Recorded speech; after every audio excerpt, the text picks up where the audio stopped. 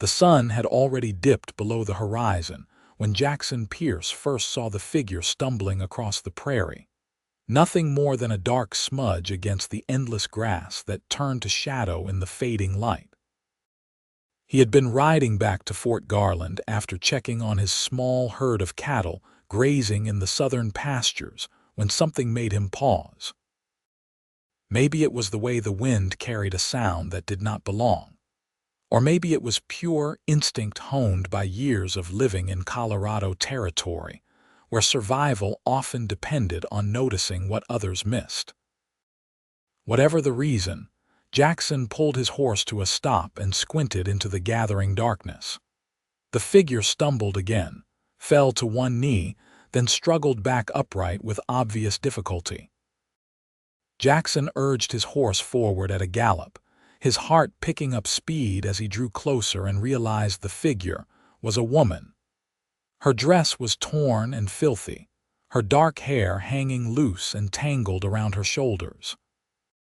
She turned at the sound of hoofbeats, and even in the dim light he could see the fear flash across her face before her legs gave out completely, and she collapsed into the tall grass. He was off his horse before it fully stopped, dropping to his knees beside her. She flinched away from his touch, her eyes wide and unfocused. Her lips were cracked and bleeding, her face sunburned and streaked with dirt and tears. She had been out here for days, he realized with a cold rush of anger at whoever had left her in such a state. "Easy now," he said softly, the same tone he used with spooked horses. "I am not going to hurt you. My name is Jackson Pierce. I live just outside Fort Garland, about 5 miles north of here. Can you tell me your name?" She stared at him for a long moment, and he wondered if she could even understand him. Then her lips moved, forming words so quiet he had to lean closer to hear them. "Willow," she whispered. "Willow Vance." "All right, Miss Vance, I need to get you out of here before full dark. There are wolves in these parts and worse. I am going to lift you onto my horse. Can you hold on if I ride behind you?" She managed the smallest nod, and Jackson slipped his arms beneath her, lifting her as gently as he could. She weighed almost nothing, and up close he could see she was younger than he had first thought, probably no more than 22 or 23.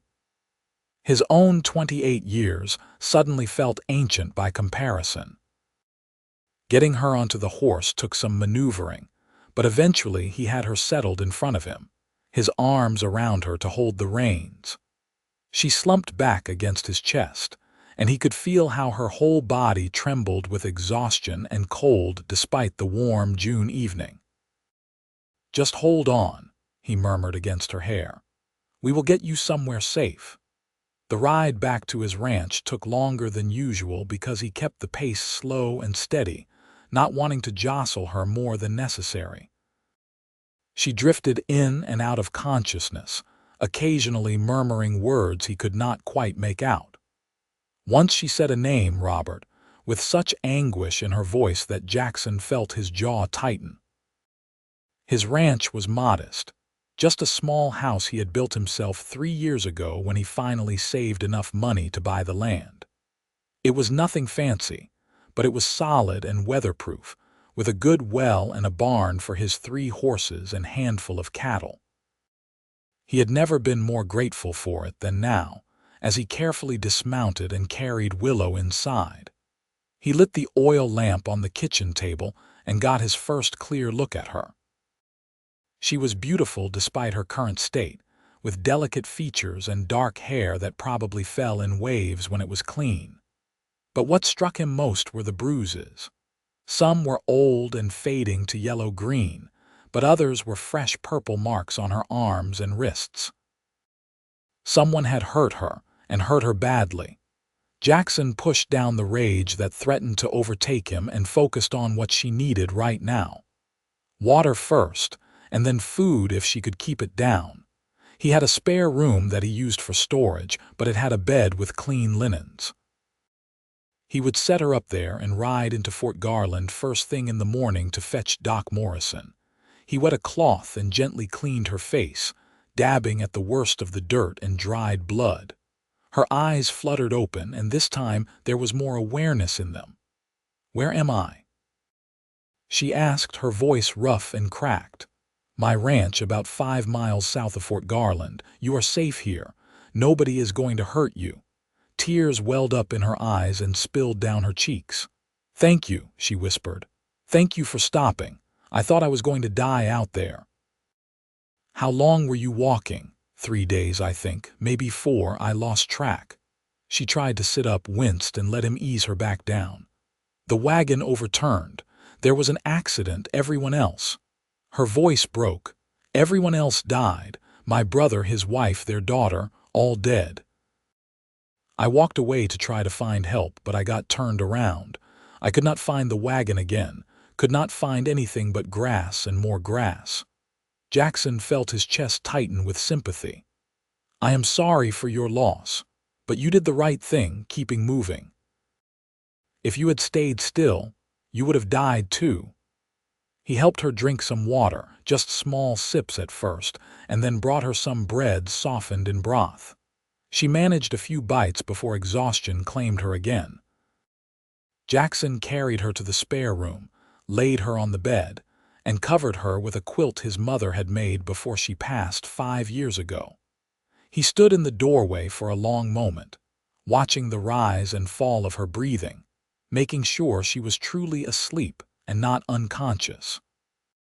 Then he went back to the kitchen, poured himself a whiskey, and tried to make sense of the strange twist of fate that had brought Willow Vance into his life. Jackson had lived alone for 3 years now, ever since his parents died within months of each other.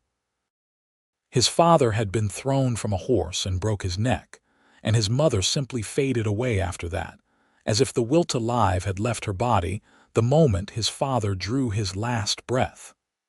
Jackson had one sister, married and living in Denver with her husband and 2 children. He saw her once or twice a year when he made the journey north. He had never minded the solitude of ranch life.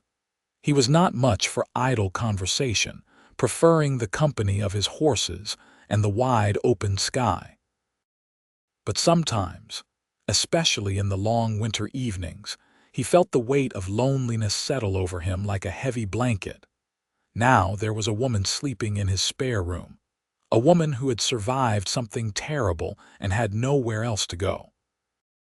Jackson knew without question that he would help her, would do whatever she needed to get back on her feet.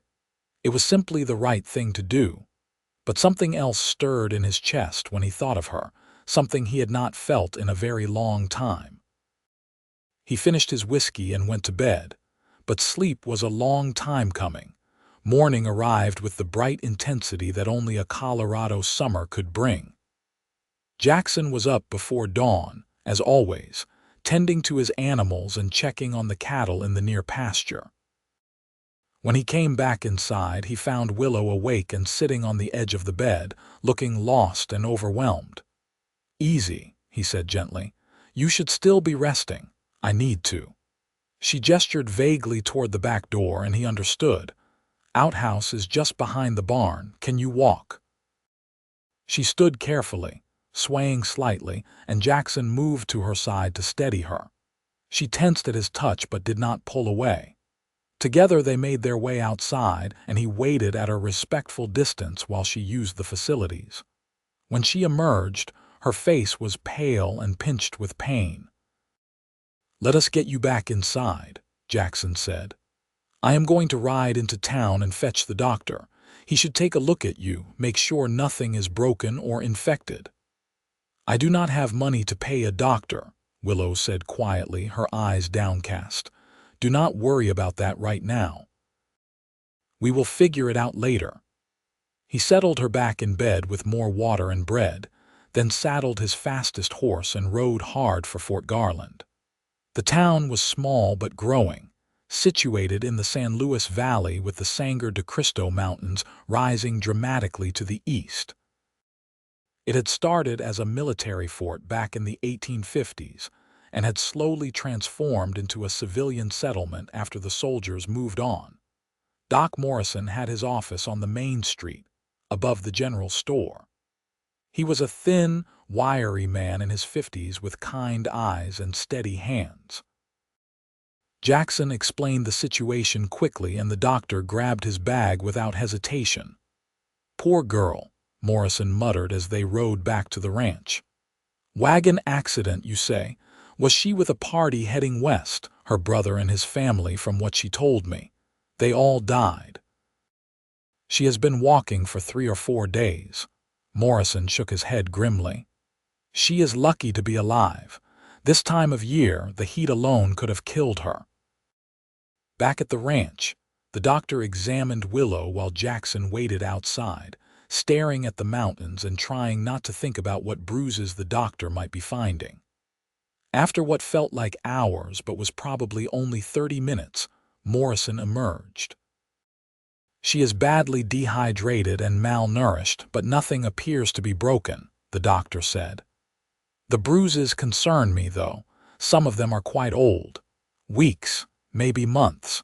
Were you able to get any more details about her situation?"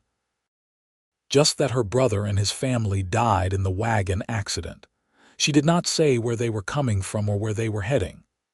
"Well, she needs rest and regular meals. Keep her hydrated. I will come back in a few days to check on her." Morrison paused, studying Jackson with shrewd eyes. "You planning to keep her here? Where else would she go? She has nobody." "There is a boarding house in town run by Mrs. Henderson. Might be more proper, a young woman staying with a bachelor." Jackson felt heat rise in his face. "I am not going to compromise her, Doc. I just want to help her get back on her feet." "I know that, son. I am just saying people talk, especially in a town as small as Fort Garland. You might want to think about that." After the doctor left, Jackson went back inside to check on Willow. She was awake, staring at the ceiling with tears running silently down her temples. "The doctor says you are going to be fine," Jackson said gently, pulling up a chair beside the bed. "You just need rest and food." "Thank you," she whispered, "for everything. I do not know how I can ever repay you." "You do not owe me anything. But when you are feeling stronger, maybe you can tell me more about what happened. If you have family somewhere, I can help you contact them." Her face crumpled and she turned away from him. "I do not have anyone. Robert was my only family. He was my older brother. After our parents died 2 years ago, he took me in. Him and his wife, Margaret, and their little girl, Emily. She was only 7 years old." Jackson felt his throat tighten. "I am so sorry. We were heading west to California. Robert heard there was good farmland available, and he thought we could make a fresh start. But the wagon driver made a mistake. He took us on a shortcut that was not really a shortcut at all. The terrain got rough, and one of the wheels hit a deep rut. The whole wagon tipped over. Robert and Margaret died instantly. Emily lived for a few hours, but there was nothing I could do. The wagon driver, he died too, I think. I am not entirely sure. I just knew I had to get help, so I started walking. But I got lost, and then I could not find my way back." She was sobbing now, great gulping cries that shook her whole body. Jackson did the only thing he could think of. He sat on the edge of the bed and gathered her into his arms, holding her while she cried. She clung to him like a drowning woman, and he murmured soothing nonsense against her hair until the storm of grief passed. When she finally quieted, he eased her back down and brought her more water. She drank it gratefully, then looked at him with red-rimmed eyes.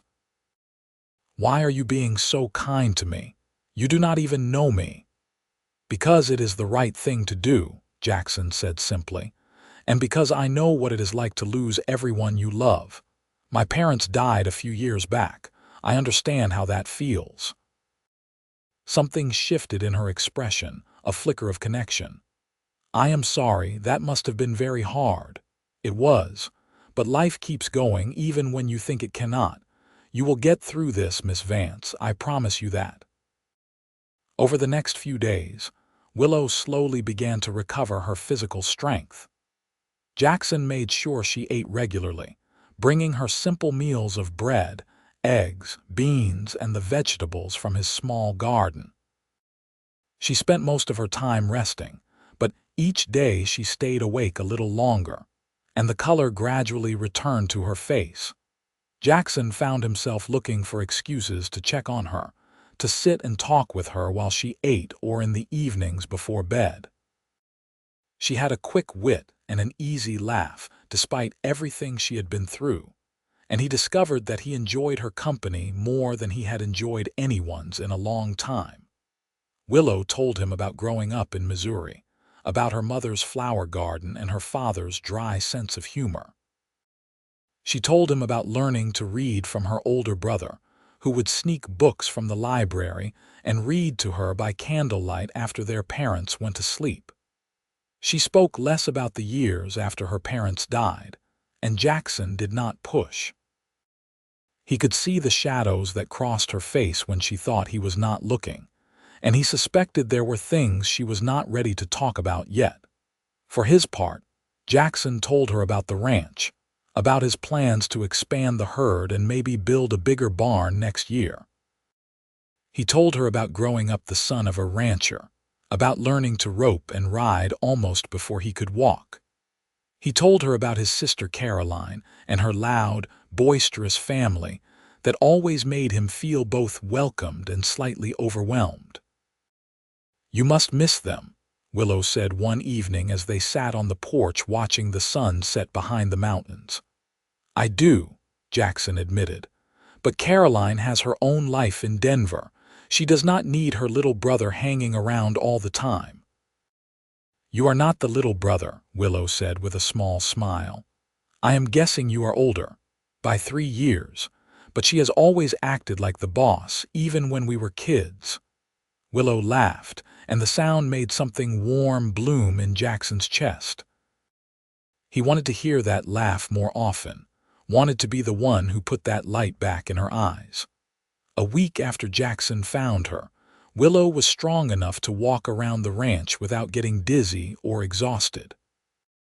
She insisted on helping with chores despite his protests, hanging laundry and tending the garden and feeding the chickens he kept for eggs. Jackson watched her move around his home, and it felt right in a way he could not quite explain, like she belonged there, like she had always been meant to be there. But he also knew that she needed time to heal, time to grieve, and he would not take advantage of her vulnerability. So he kept his growing feelings to himself and focused on being the friend she needed. One afternoon, Jackson rode into town to pick up supplies and stopped by the sheriff's office. Sheriff Tom Burke was a fair man in his 40s who had been keeping the peace in Fort Garland for the better part of a decade. Jackson explained about finding Willow and the wagon accident, and Burke promised to send some men out to look for the wreckage. "If we can find it, we will make sure those folks get a proper burial," Burke said. "And if there were any personal effects, we will bring them back for the girl." "I appreciate that, Sheriff. She is taking it hard, as you might expect. How is she doing otherwise? Doc Morrison mentioned she was pretty beat up when you found her." Jackson hesitated, then decided to trust his instincts. "Some of those bruises were old, Sheriff, weeks old." "I think someone was hurting her before the accident." Burke's expression darkened. "You think her brother was beating her?" "I do not know. She has not said anything about it, and I have not asked. But I thought you should know in case it becomes relevant." The sheriff nodded slowly. "I will keep it in mind. You let me know if she needs anything." Jackson rode back to the ranch with a wagon full of supplies and his thoughts churning. He did not want to believe that Willow's brother had been abusing her, but those bruises told a story. Maybe that was why she had been so adamant about heading west, about making a fresh start.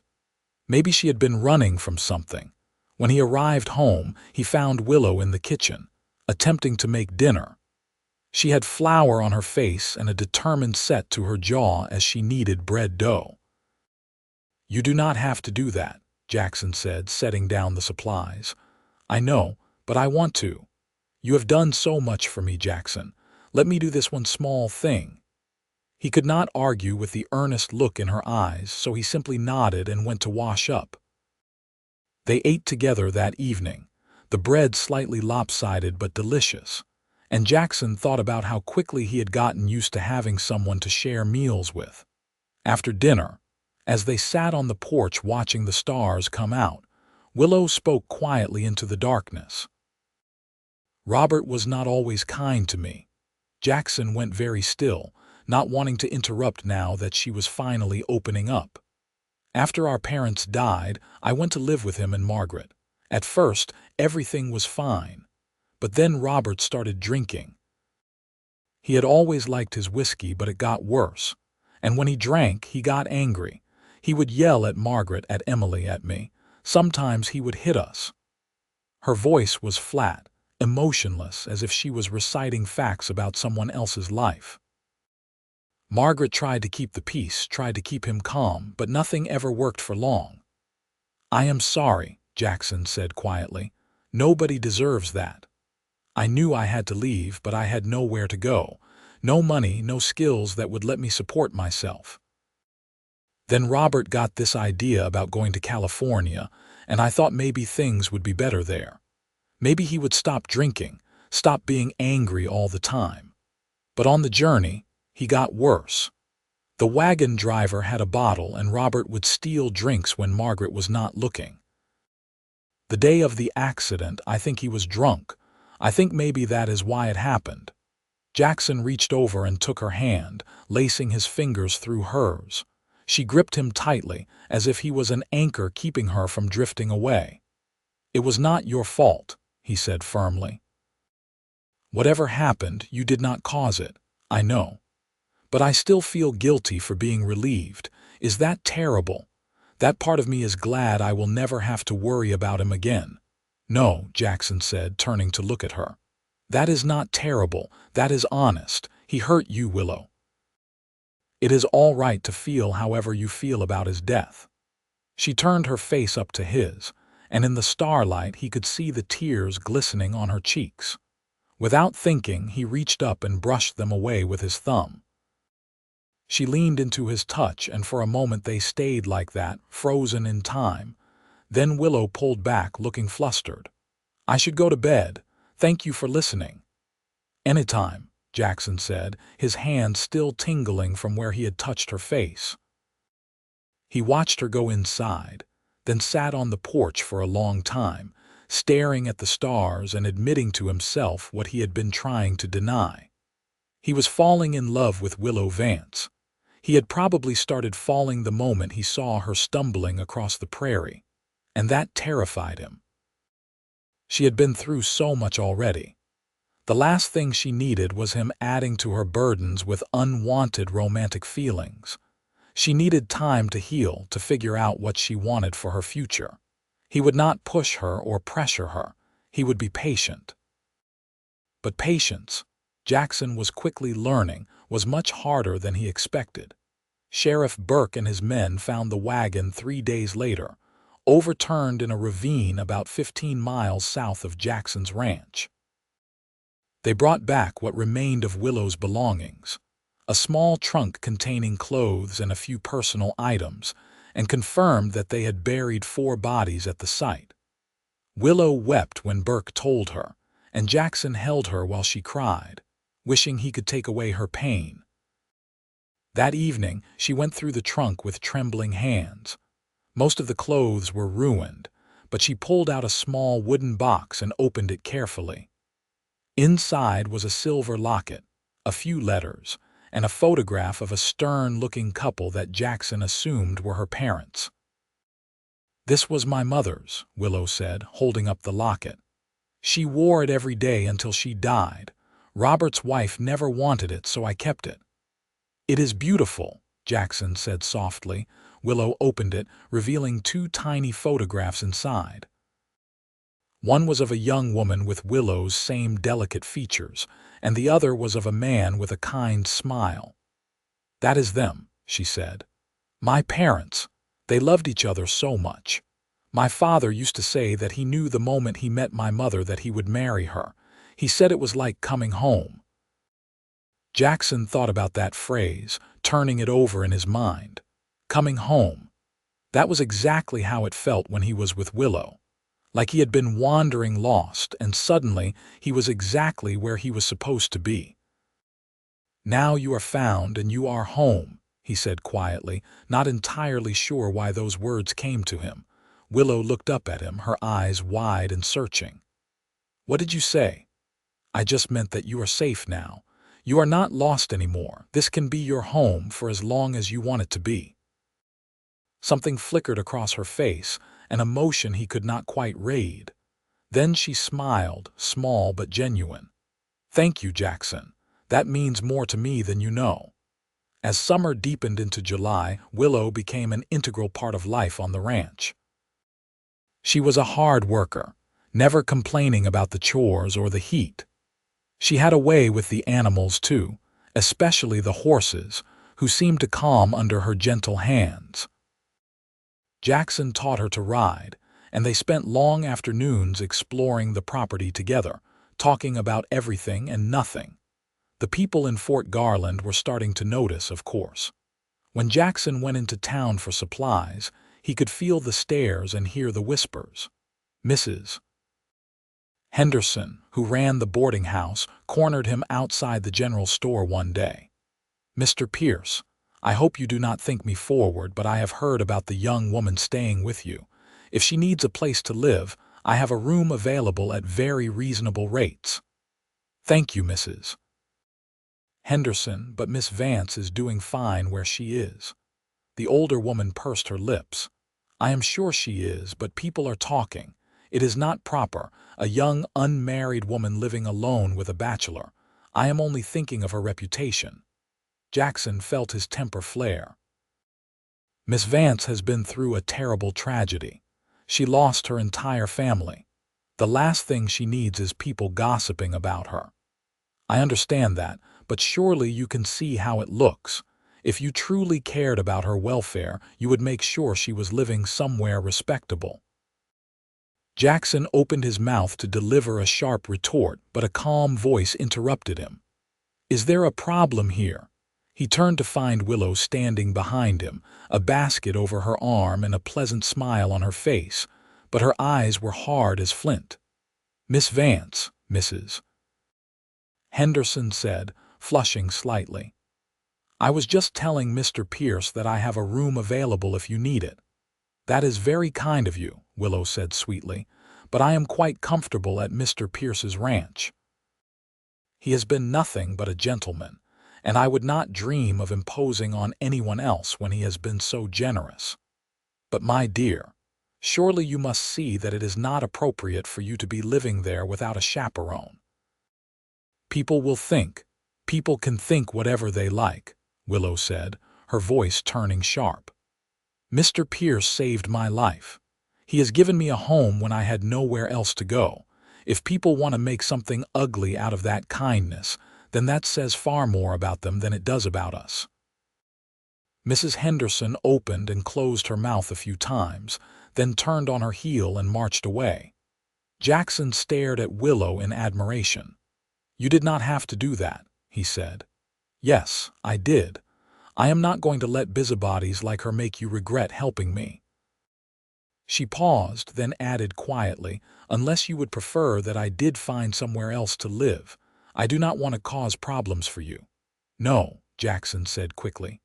"I do not want you to leave. I like having you at the ranch." Willow smiled, and it was like the sun breaking through clouds. "Good. Because I like being there." They walked back to where Jackson had tied his horse, and he helped her into the saddle before swinging up behind her. As they rode out of town, he was acutely aware of her body pressed against his, the way her hair smelled like lavender soap, the soft sound of her breathing. His heart hammered in his chest, and he wondered if she could feel it. That evening, after they finished dinner, Willow suggested they go for a walk. The air was cooler now, with a breeze blowing down from the mountains, and the sunset painted the sky in shades of orange and pink. They walked in comfortable silence for a while, following the creek that ran along the edge of Jackson's property. Finally, Willow spoke. "Can I ask you something?" "Of course." "Have you ever been in love?" The question caught Jackson off guard. He considered lying or deflecting, but something about the way she was looking at him made him want to be honest. "Once," he said. "When I was younger. Her name was Emily. We grew up together and I thought we would get married, but she fell in love with my best friend instead. They got married and moved to Kansas about 5 years ago.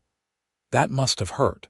It did at the time, but I think I was more in love with the idea of her than with who she actually was. When she left, I was more relieved than heartbroken. Does that make sense?" "Yes," Willow said softly. "I think so. I was never in love. Robert would not allow me to have suitors. He said men only wanted one thing and he would not have me shaming the family. But I used to dream about it, about meeting someone who would see me, really see me, and want to be with me anyway." Jackson stopped walking and turned to face her. The words were there, right on the tip of his tongue. "I see you. I want to be with you." But fear held him back. What if she did not feel the same way? What if he ruined the friendship they had built? Instead, he said, "Any man would be lucky to have you, Willow. You are kind and strong and braver than you give yourself credit for." She smiled, but there was something sad in it. "Thank you, Jackson." They walked back to the house in silence, and Jackson cursed himself for being a coward. August brought brutal heat, and a drought that had everyone in the valley worried. The creek on Jackson's property dropped to barely a trickle, and he spent his days hauling water from the well to keep the garden and animals alive. Willow worked beside him, never complaining even when the sun beat down mercilessly and sweat soaked through their clothes. One afternoon, Jackson was in the barn mucking out stalls when he heard a horse approaching. He straightened up, shading his eyes against the glare, and recognized Sheriff Burke. "Afternoon, Sheriff. What brings you out here? Got some news about Miss Vance that I thought I should tell you in person." Burke dismounted and followed Jackson into the relative cool of the barn. "We sent telegrams to Missouri, to the town where she said she was from. Got a response yesterday." Jackson felt a knot of dread form in his stomach. "And?" "There was a warrant out for her brother's arrest. Seems he was wanted for assault and theft. Beat up a man in a bar fight and then robbed him. Left town before the sheriff could bring him in. That does not have anything to do with Willow. I know that, but I thought she should know, might give her some peace, knowing she was right to be afraid of him." Burke paused. "There is something else. Her parents did not die of natural causes like she might have thought. Her mother died of injuries consistent with a beating. The doctor at the time suspected the husband, but nothing was ever proven." Jackson felt rage wash over him, hot and fierce. "So Robert got it from his father. Looks that way. I am sorry to be bringing you bad news, but I figured Miss Vance deserves to know the truth." After Burke left, Jackson stood in the barn for a long moment, trying to collect himself. Finally, he went to find Willow. She was in the garden, picking tomatoes, her face flushed from the heat. "Willow, can we talk?" She must have heard something in his voice because she set down her basket immediately and followed him to the porch. Jackson told her everything Burke had said, watching her face carefully. She listened in silence, her expression unreadable. When he finished, she was quiet for a long time.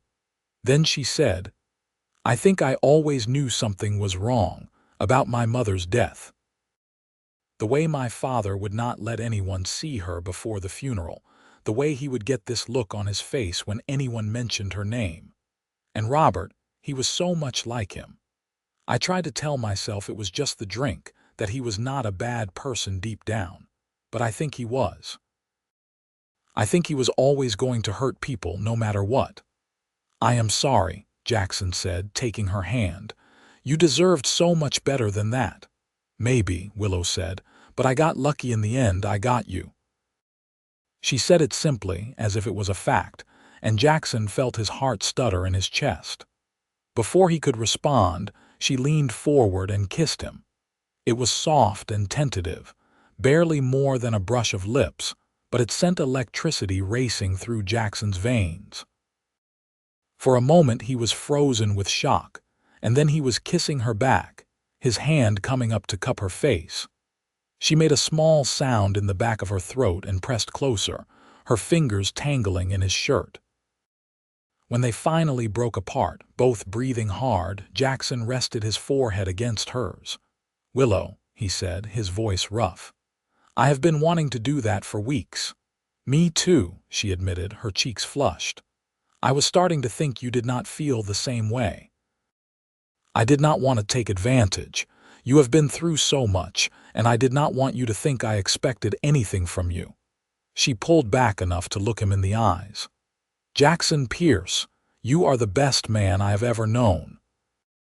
You saved my life, gave me a home, and never once made me feel like I owed you anything. I am not confused about my feelings. I love you." The words hit him like a physical blow, stealing his breath. "You love me." "Yes, you stubborn man, I love you. I probably started falling for you the moment you found me on that prairie and told me I was going to be all right. You made me feel safe. You made me feel like I mattered. So yes, I love you. If you do not feel the same way, please just tell me now before I—" Jackson kissed her again, harder this time, pouring all of his feelings into it. When he pulled back, he was grinning like a fool. "I love you too, Willow Vance.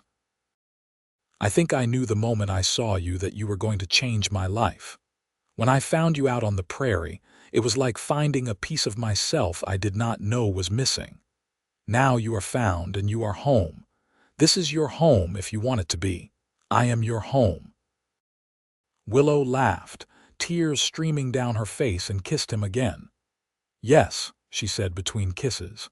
"Yes, I want that. I want you." They stayed on the porch until the sun went down, talking and kissing and making plans. Jackson wanted to marry her, he said, as soon as she was ready. He wanted to build a life with her, fill the ranch with children and laughter and love. Willow said yes to all of it, her eyes shining with happiness. "I never thought I could have this," she said quietly, curled against his side. "I thought I was going to spend my whole life being afraid, looking over my shoulder, waiting for the next blow. But with you, I feel free. I feel like I can finally breathe. You never have to be afraid again," Jackson promised. "I will spend the rest of my life making sure you feel safe and loved." "I know," Willow said, looking up at him with such trust and affection that it made his chest ache. "That is why I love you." They were married 3 weeks later, in a simple ceremony at the small church in Fort Garland. Sheriff Burke stood up as Jackson's best man, and Doc Morrison's wife served as Willow's matron of honor since she did not have any family of her own. Most of the town turned out for the wedding, including Mrs. Henderson, who actually had the grace to look embarrassed when she congratulated them. Willow wore a simple blue dress that Jackson had bought for her in town, with her mother's locket around her neck. She was the most beautiful thing he had ever seen, and when she smiled at him from across the altar, Jackson felt like the luckiest man alive. The preacher pronounced them husband and wife, and Jackson kissed his bride while the congregation cheered. Then they rode back to the ranch together, Willow's arms wrapped around his waist, and Jackson thought about how perfect this moment was. That evening they consummated their marriage, and Jackson was gentle and patient, making sure Willow felt cherished and safe. She cried a little afterward, but they were happy tears, she assured him. Tears of relief and joy and the overwhelming sense of finally being where she belonged. "I love you," she whispered against his chest. "Thank you for finding me." "I love you too," Jackson said, pressing a kiss to her hair. "Thank you for letting me keep you." Life settled into a comfortable rhythm after that. Willow took over most of the household duties, and Jackson focused on the ranch work. But they always made time for each other, whether it was riding out to check the cattle together or sitting on the porch in the evenings talking about their day. The drought broke in September, bringing torrential rains that filled the creek and turned the prairie green again. Jackson's cattle thrived, and he was able to sell a dozen head for a good price that would carry them through the winter. In October, Willow realized she was pregnant. She told Jackson over breakfast one morning, her face glowing with happiness and nervousness. "Are you sure?" Jackson asked, setting down his coffee cup with shaking hands. "Pretty sure. I have been feeling sick in the mornings and I am late. Doc Morrison confirmed it yesterday when I rode into town." Jackson let out a whoop of joy and swept her into his arms, spinning her around until she laughed and begged him to put her down. He set her carefully on her feet and then dropped to his knees, pressing his ear to her still flat stomach. "Hello in there," he said solemnly. "This is your father. I just want you to know that you are already the most loved baby in the whole world." Willow ran her fingers through his hair, her eyes shining with tears. "We are going to be a family." "We already are a family," Jackson corrected. "But I am so happy we get to add to it." The pregnancy was relatively easy, and Willow stayed healthy and strong throughout the winter months. Jackson fretted over her constantly, insisting she rest more and not overwork herself, but she just laughed at him and kept doing what she always did. Their son was born in late May of 1875, on a warm spring morning with the windows open and the smell of lilacs drifting in on the breeze. The birth was long and difficult, and there were moments when Jackson thought he might lose his mind with worry. But Doc Morrison assured him that everything was progressing normally. Finally, after nearly 20 hours of labor, Jackson heard the thin, reedy cry of a newborn baby. Doc Morrison emerged from the bedroom with a grin on his face. "Congratulations, you have a healthy baby boy." Jackson nearly collapsed with relief. "And Willow, she is tired but doing well. You can go in and see them now." Jackson walked into the bedroom on shaking legs and found Willow propped up on pillows, looking exhausted but radiant. In her arms was a tiny bundle wrapped in a blanket, and when she pulled back the fabric, Jackson got his first look at his son. He had a round little face and a shock of dark hair, and when he opened his eyes, Jackson saw that they were the same deep brown as Willow's. He was perfect. "You want to hold him?" Willow asked softly. Jackson nodded, not trusting himself to speak, and carefully took the baby from her. He was so light, so fragile, and Jackson felt a fierce surge of protectiveness wash over him. "Hello, little man," he said, his voice thick with emotion. "I am your father, and I am going to do everything in my power to make sure you have a good life." "What should we name him?" Willow asked. They had discussed names throughout the pregnancy but had not settled on anything. Now, looking down at his son, Jackson knew exactly what felt right. "Thomas," he said. "Thomas Robert Pierce, after my father." Willow nodded, smiling. "That is perfect. Hello, Thomas. Welcome to the world." The first year of Thomas's life was a blur of sleepless nights and endless diaper changes, but Jackson would not have traded it for anything. He loved watching Willow with their son, the gentle way she held him and sang to him, the fierce love in her eyes when she looked at him. He also loved being a father, loved the feeling of that tiny hand gripping his finger, loved the way Thomas would light up when he came into the room. It filled a place in his heart he had not known was empty. The ranch continued to prosper. Jackson expanded the herd and hired a part-time hand to help with the work. They added a room onto the house for Thomas, and Jackson built a bigger barn that could shelter more animals during the harsh winter months. Willow continued to amaze him every day with her strength and resilience.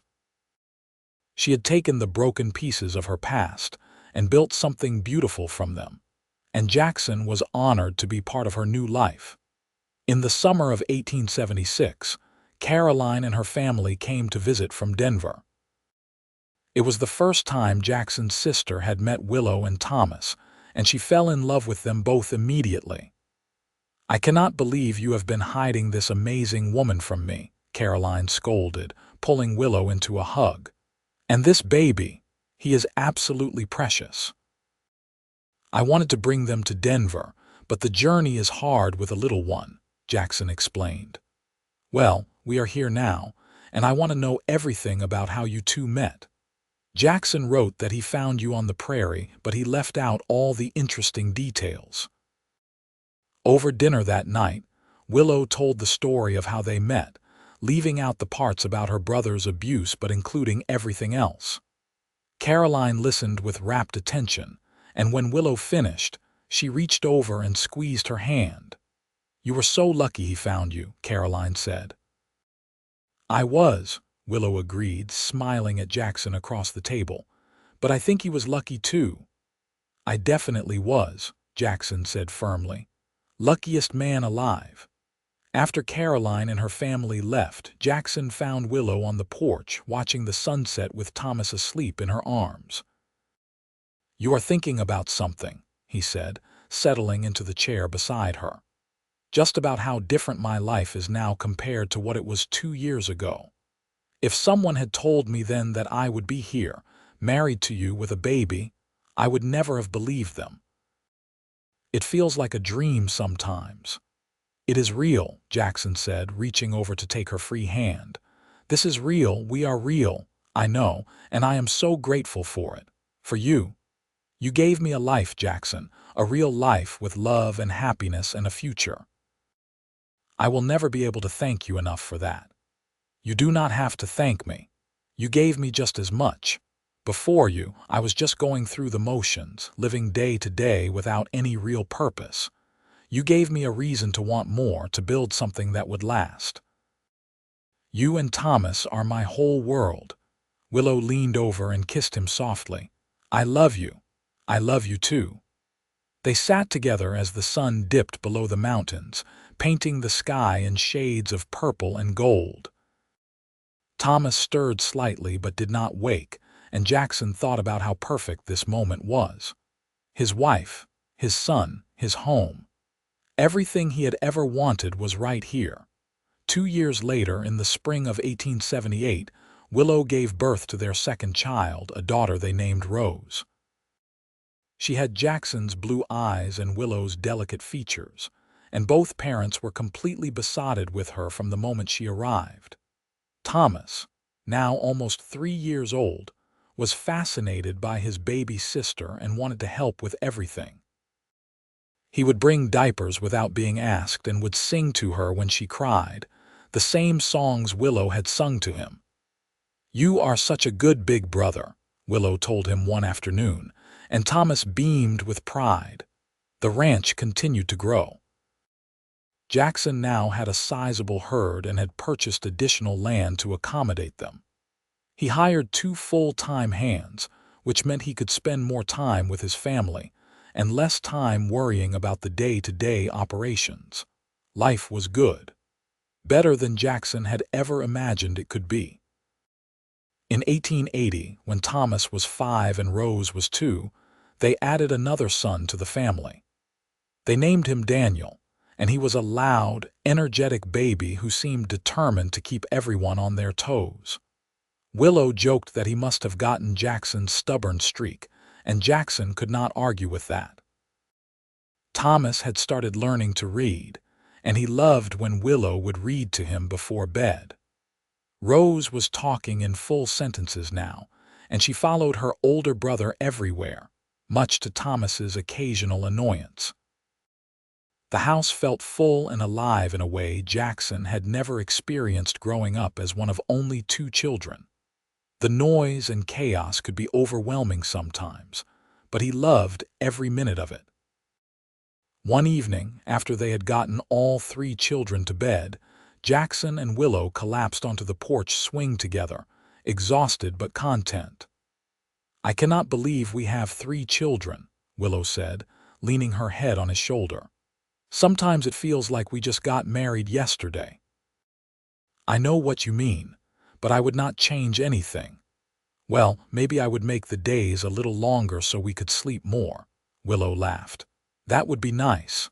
But even with the exhaustion, I am so happy. I have everything I ever dreamed of and more. Me too, Jackson said, pressing a kiss to the top of her head. Remember what I said to you the day I found you, that you were home. I remember. You said now you are found and you are home. I meant it, and I still mean it. You belong here with me, with our children. This is where you were always meant to be. Willow turned to look up at him, her eyes soft with love. I know, and I have never been more grateful for anything in my life. You saved me in every way a person can be saved, Jackson.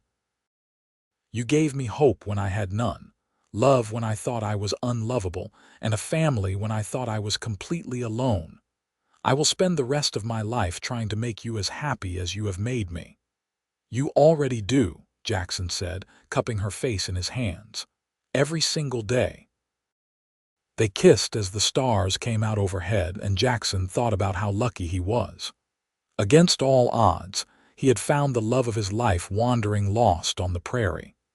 He had taken a chance, extended a hand to a stranger in need, and in return, he had received everything he never knew he wanted. The years continued to pass, each one bringing new joys and challenges. Thomas grew into a serious, thoughtful boy who loved reading and asking questions about everything. Rose was creative and imaginative, always putting on shows for the family or drawing pictures that covered every available surface. Daniel was energetic and adventurous, constantly getting into mischief and keeping everyone on their toes. Jackson and Willow worked side by side to raise their children and manage the ranch. There were hard times, of course. Winters could be brutal in Colorado, and there were years when the cattle market was down and money was tight.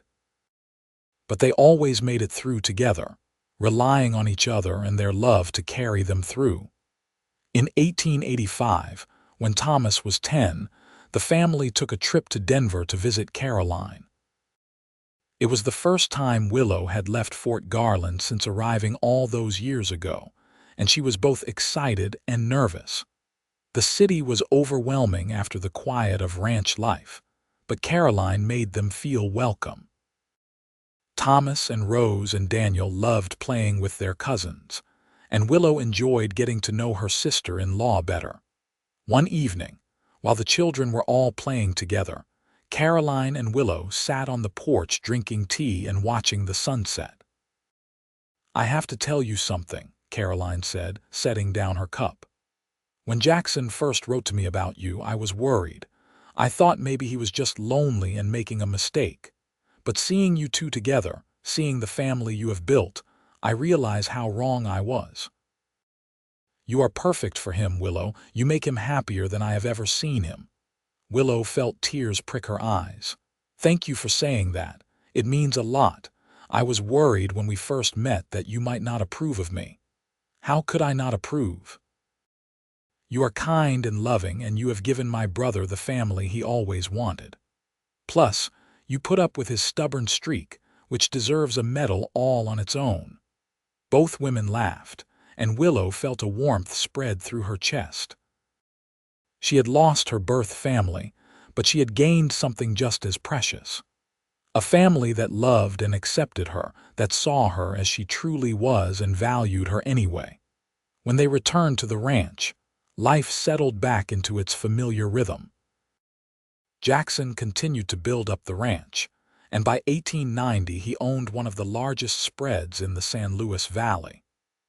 He was known as a fair employer and a good neighbor, always willing to lend a hand when someone needed help. Willow had become something of a leader in the small Fort Garland community. She organized fundraisers for the church, taught Sunday school, and was always the first to show up with a meal when someone was sick or had a baby. People respected her strength and her kindness, and the whispers that had once followed her had long since faded away. Thomas, at 15, was already helping run the ranch. He had a natural way with the cattle and the horses, and Jackson was proud to see his son taking on more responsibility. Rose, at 12, had discovered a love of cooking and was constantly experimenting with new recipes in the kitchen. Daniel, at 10, was still as energetic and adventurous as ever, always coming home with scraped knees and wild stories about his explorations. One afternoon in late summer, Jackson found Willow in the garden, harvesting tomatoes. He came up behind her and wrapped his arms around her waist, resting his chin on her shoulder. "Have I told you today that I love you?" he asked. "Only about 3 times," Willow said, leaning back into his embrace, "but I never get tired of hearing it." "Good. Because I plan to keep saying it every day for the rest of our lives." Willow turned in his arms and kissed him softly. They had been married for 15 years now, but the love between them had only grown stronger with time. Jackson still got butterflies when she smiled at him, still felt his heart race when she touched him. She was his partner, his best friend, the love of his life. "You ever think about that day?" Willow asked. "The day you found me, all the time. It was the luckiest day of my life." "Mine too." "I was so scared, Jackson. I thought I was going to die out there. And then you appeared like some kind of miracle and everything changed. You changed everything." "We changed everything," Jackson corrected. "You made me want to be better, to do more, to build something that would last. You gave me a reason to care about the future." "I think we gave that to each other," Willow said softly. "We saved each other." Jackson pulled her close, breathing in the scent of her hair, feeling the solid warmth of her in his arms. She was right. They had saved each other. He had given her a home and safety and love, and she had given him purpose and joy and a family. They had taken their broken pieces and built something beautiful together. "I love you, Willow Pierce," he said. "Forever." "I love you too, Jackson Pierce. Forever." They stood together in the garden, surrounded by the evidence of the life they had built. The house they had expanded over the years, the barn Jackson had constructed with his own hands, the cattle grazing in the distance, and the sound of their children's laughter drifting from inside the house. Jackson thought back to that evening 15 years ago when he had first seen Willow stumbling across the prairie. At the time, he had just been trying to help someone in need. He had no idea that he was finding the woman who would become his whole world, but that was how life worked sometimes. You set out on one path, and fate stepped in to redirect you. You thought you knew where you were going, and then something happened that changed everything. Jackson had thought he was fine living alone, that he did not need anyone else. But then he found Willow, and he realized what he had been missing. She was his home, just as he was hers. They belonged together, 2 lost souls who had found each other in the vast emptiness of the prairie. As the sun began to set, painting the Colorado sky in shades of orange and pink, Jackson took Willow's hand and led her back to the house.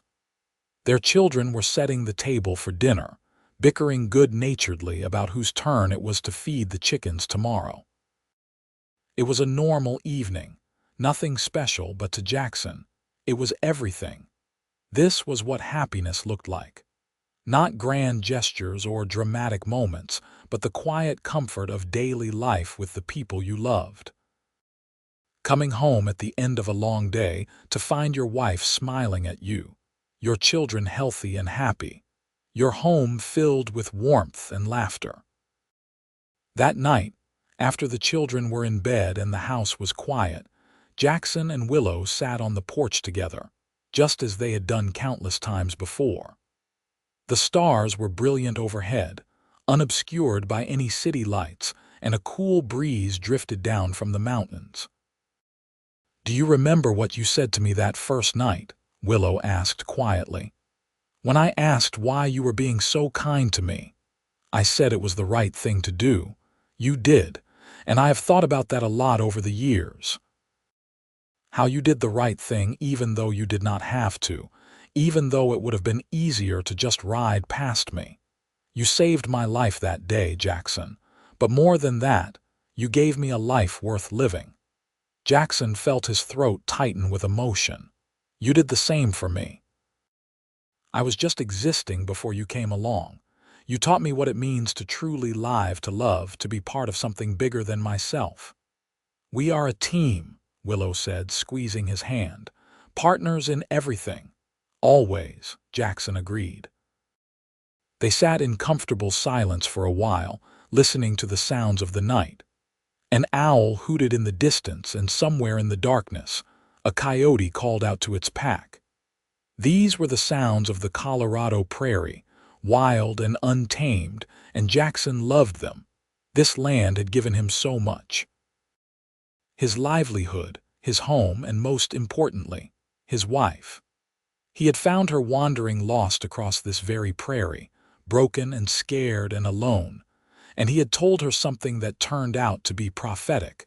Now you are found and you are home. She had been found that day, rescued from certain death. But more than that, she had found herself, found her strength, her purpose, her place in the world, and she had found her home, not just in the physical sense of the ranch, but in Jackson himself. He was her home and she was his. The years continued to pass in a blur of seasons and milestones. Thomas grew into a young man and eventually took over much of the ranch operations, allowing Jackson to slow down a bit and enjoy his grandchildren when they started arriving. Rose married a kind schoolteacher and moved to Alamosa, about 30 miles away, close enough to visit often. Daniel, true to his adventurous nature, became a surveyor and traveled throughout Colorado and Wyoming, though he always came home for holidays. Jackson and Willow grew older together, their hair turning gray and their bodies slowing down, but their love never diminishing. They still held hands when they walked, still kissed each other good morning and good night, still found reasons to laugh together every single day. On their 30th wedding anniversary, in the summer of 1905, their children organized a surprise party. The whole family gathered at the ranch, including Caroline and her now grown children from Denver, and friends from all over the valley. There was music and dancing and enough food to feed an army. Late in the evening, Jackson found a quiet moment alone with Willow. They had snuck away from the party and were standing by the creek, watching the water flow past just as they had done so many times before. 30 years, Willow said wonderingly. Has it really been that long? It has, and I would do it all over again in a heartbeat. Me too. She leaned against him and he wrapped his arms around her. Do you remember what you told me the day you found me? Jackson smiled. He knew exactly what she was referring to. I said that you were found and you were home. You did, and I think about those words a lot, because they were true in ways you could not have possibly known at the time. I was lost in every sense of the word. Lost physically out on that prairie, but also lost spiritually and emotionally. I did not know who I was or what I wanted or if life was even worth living. And then you found me and brought me here, and slowly I found myself. I found my purpose, my strength, my joy. I found home. Jackson turned her to face him, cupping her face in his weathered hands. And I found mine. You are my home, Willow. You always have been and you always will be. She smiled up at him, her eyes still bright despite the lines that time had etched around them. We found each other.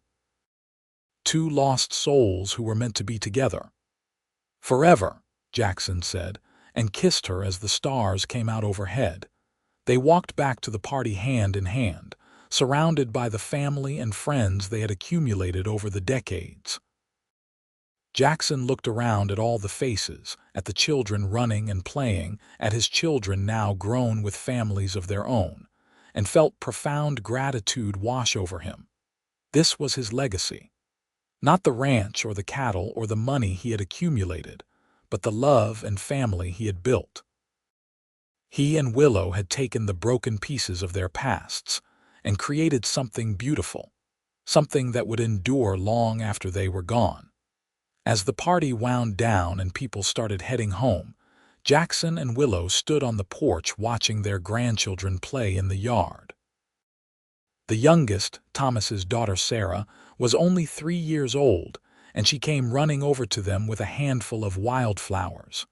"For you, Grandma," she said, thrusting the flowers at Willow. "Thank you, sweetheart," Willow said, scooping the little girl up into her arms. "They are beautiful." Sarah giggled and wrapped her arms around Willow's neck, and Jackson felt his heart swell with love. This was what life was about.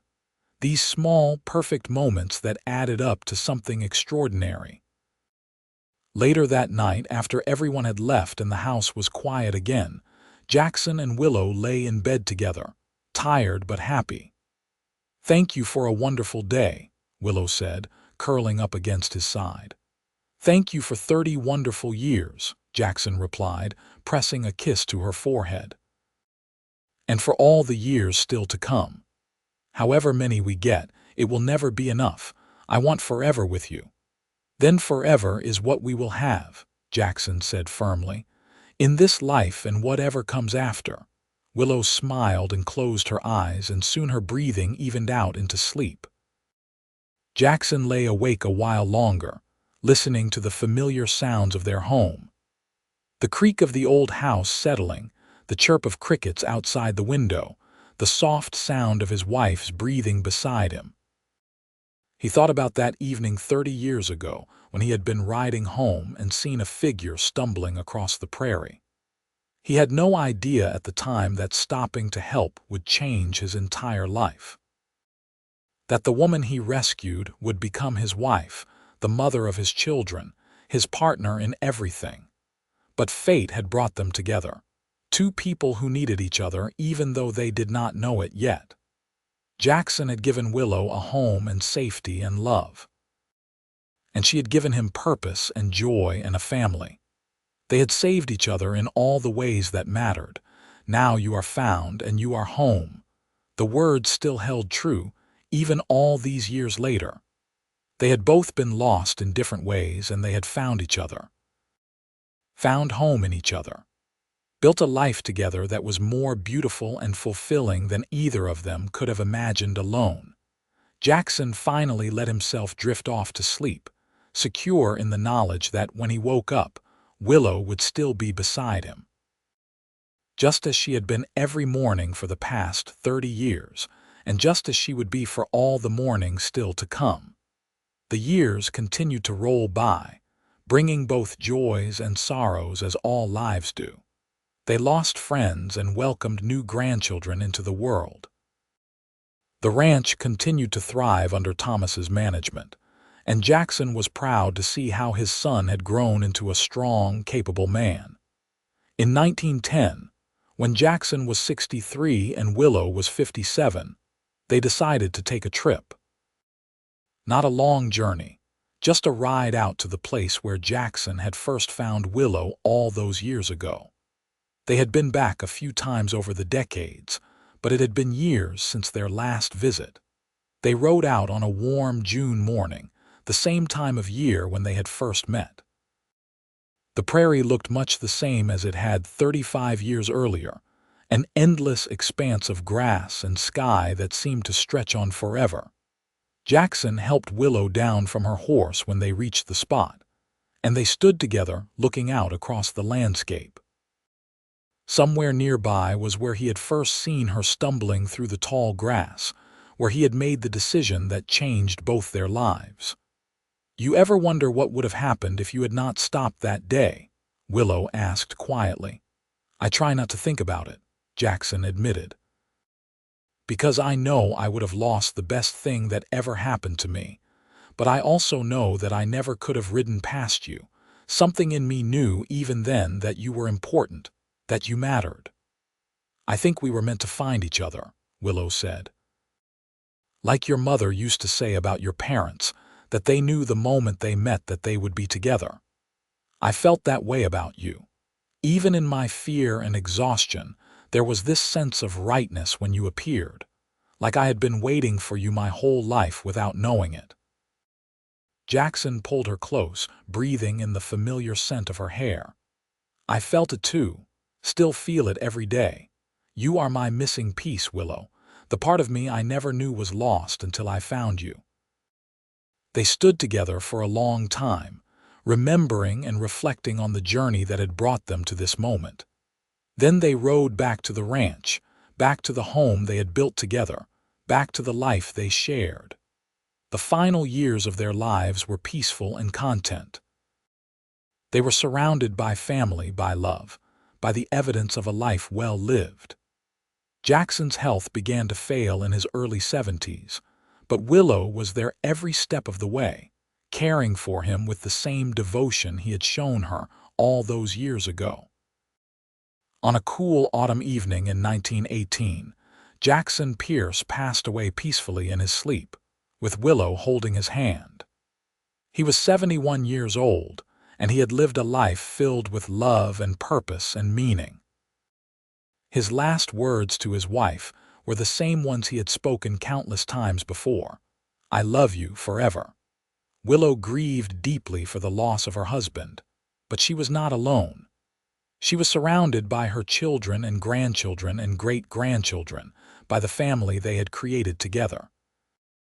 And she found comfort in the knowledge that Jackson had lived a good life, that he had been happy, that they had made the most of the time they had been given. She lived for another 8 years, passing away quietly in the spring of 1926 at the age of 73. Her last thoughts were of Jackson, of that first evening when he had found her on the prairie and told her that she was home. She had carried those words with her for over 50 years, and they still rang true. Now you are found and you are home. She had been found that day in every sense of the word. Found physically, rescued from certain death on the prairie. Found emotionally, given love and acceptance and a place to belong. Found spiritually, given purpose and meaning and a reason to keep going, and she had found home.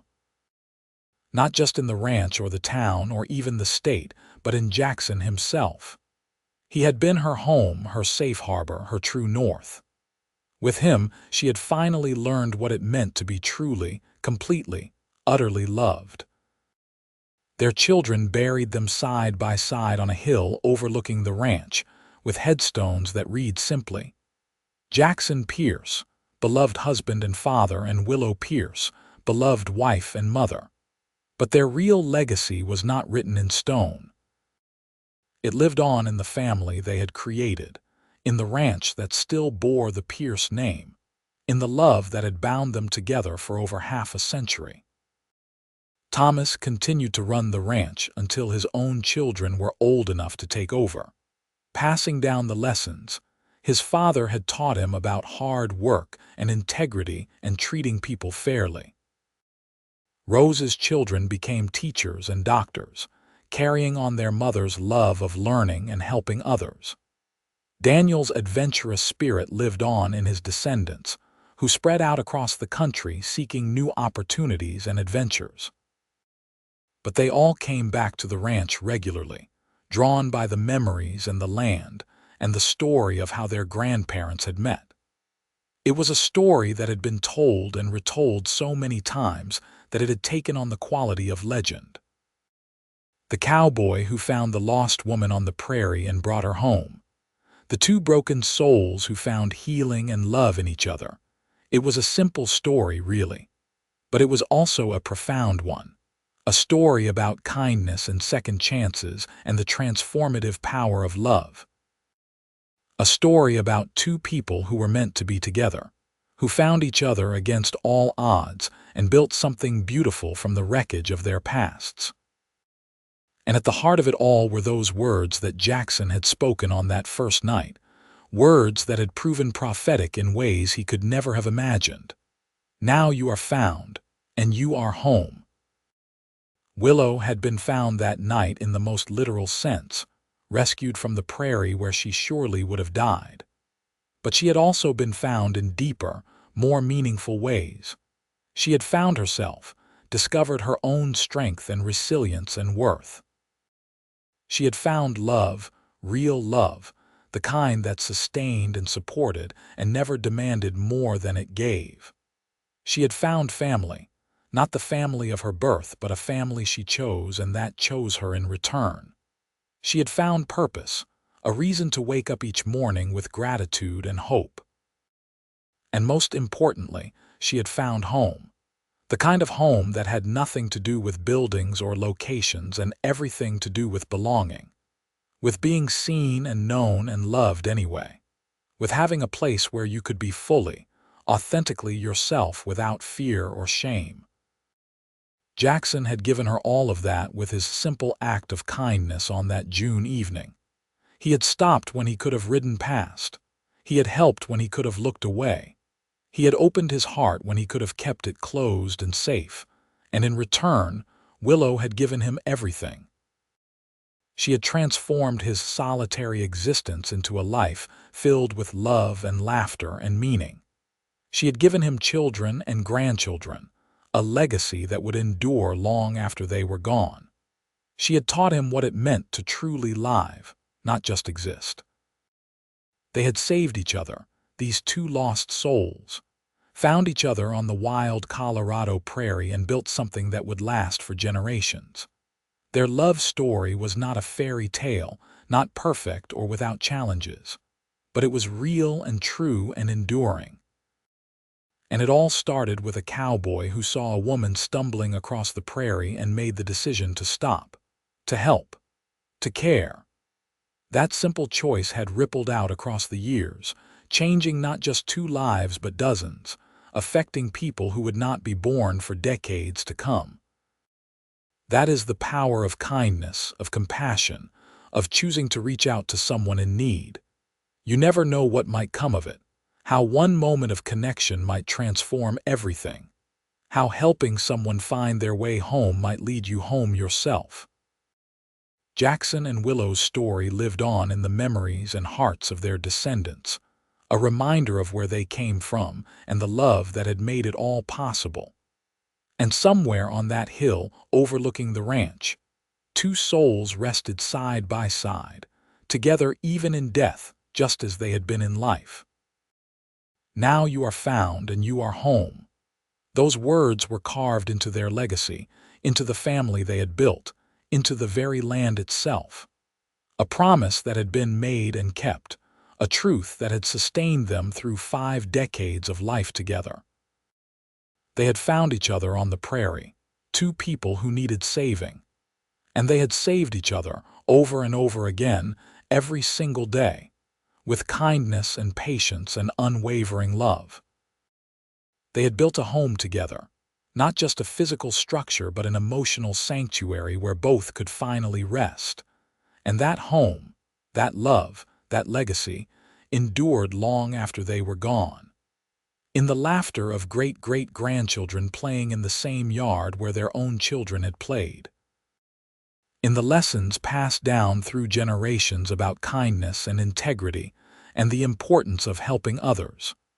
In the story that was told on quiet evenings about a cowboy who found a lost woman on the prairie and told her that she was home. It was a good story, a true story. The best kind of story, the kind with a happy ending earned through love and perseverance, and choosing each other every single day for over 50 years. Now you are found, and you are home. The words echoed across time, a testament to the enduring power of love and the simple truth that home is not a place but a person. The person who sees you at your worst and loves you anyway. The person who finds you when you are lost and helps you find yourself. The person who, against all odds and logic, becomes the center of your world. Jackson and Willow had found that in each other. And in doing so, they had created something that would last forever. Not in the literal sense, because all physical things eventually fade and crumble, but in the ways that truly matter, in memory and legacy and the lives they had touched. Their love story was complete now, the final chapter written. but the effects of it would ripple on, touching people they would never meet, inspiring others to reach out when they saw someone in need, reminding the world that sometimes the greatest adventures begin with a simple act of kindness. A cowboy found a woman lost on the prairie. He said, "Now you are found and you are home." And those words became truth, became reality, became the foundation of a love story that would endure for generations. That was their legacy. That was their gift to the world. And it all started with one man making the choice to stop and help someone in need, never knowing that he was finding his own home in the process.